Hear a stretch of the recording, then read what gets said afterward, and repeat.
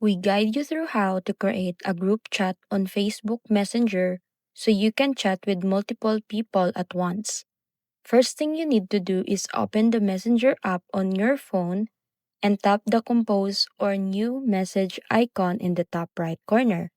Next, select create a group or start selecting multiple contacts from your list.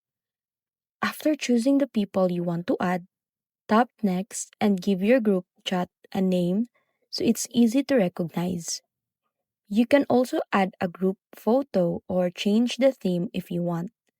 Once everything is set, tap create and your group chat will be ready to use.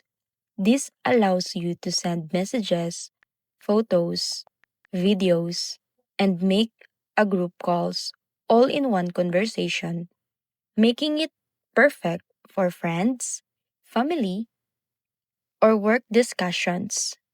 So that's it.